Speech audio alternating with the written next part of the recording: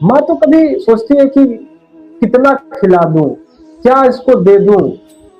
जो भी वो अगर वो कुछ चीज पाती भी है अपने लिए खाने के लिए, तो सोचती है कि रख दो, अभी बच्चा आएगा, बच्चा का दे देंगे, अपने बिटवा के दे देंगे। तो रखे रहा थे अपना ना खाएगी। अगर तू कहूँ सुबह, ये वही मिठाई रखा है, वही फलाने दे रहे खा लो या, और वहां पर वो रखा है खा लो, वो पापा लाए थे खा लो, खुद नहीं खाए, तुम खाई मने नहीं, तुम खा लो, हमका भूख नहीं बाटे, हम खा ले रहे।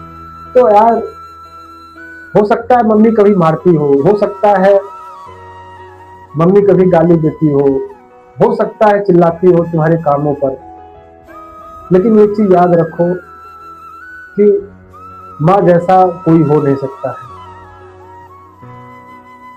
मम्मी, माँ कैसी भी हो दुनिया के लिए, वो कैसी है लोग क्या कहते हैं उसके विषय में, और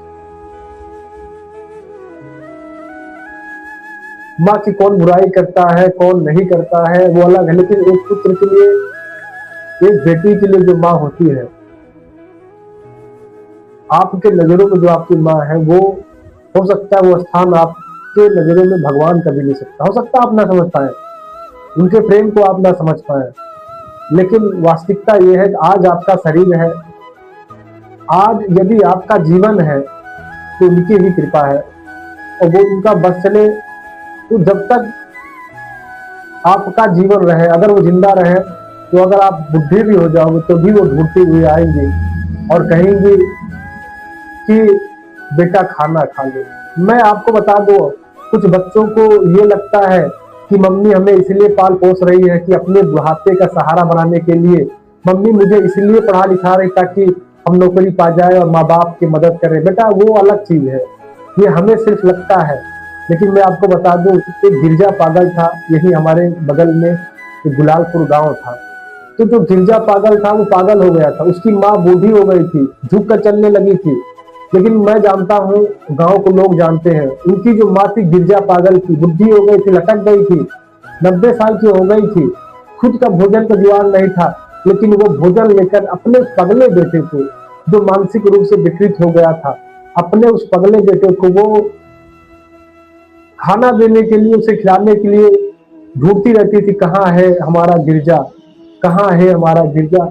वो जहां मिल जाता था, वो बूढ़ी माँ जाकर गिरजा पागल को वो कान में ऐसे कुछ लगा लेता था, घूमता रहता था, जाकर उसे वो खाना खिलाती थी। वो खुद भी नहीं चल पाती थी, बहुत बूढ़ी हो चुकी थी, झुककर चलती थी, उसे ढूंढ ढूंढ कर वो खाना देती थी। एक माँ ये होती है, माँ का इतना बड़ा दिल होता है। मैं आपको क्या बताऊं, भी मैंने अपने परिवार में देखा था, एक दादी माँ थी, वो बुढ़ी हो चुकी थी, उनका लड़का था, वो लगभग 45 साल को हो गए थे, 50 साल की उनकी शादी नहीं हुई थी किसी वजह से। वो उनको दूध देते थे उनके घर वाले खाने के लिए दादी माँ को, कि दादी को जो उनके और बेटे थे उनको खाने के लिए, वो दूध क्या करती थी, चुरा कर रख देती थी।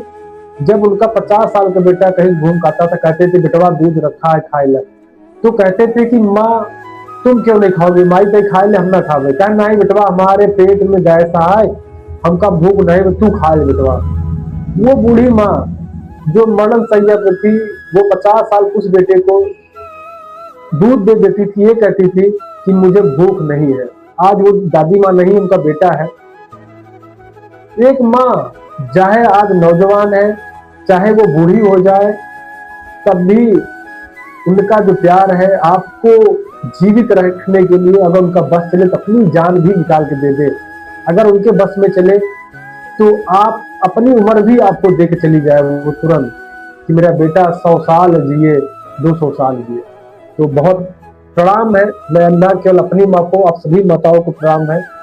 और इसीलिए कहूंगा कि आप लोगों से, माँ कितना भी गाली दे दे, कितना भी आप लोगों को डांट दे, कभी भी माँ की बात को बुरा मत माना करो, कभी मत माना करो, क्योंकि इनके जैसा कोई और नहीं हो सकता है, माँ जैसा कोई और नहीं हो सकता। वो साक्षात भगवान है, वो साक्षात भगवान है।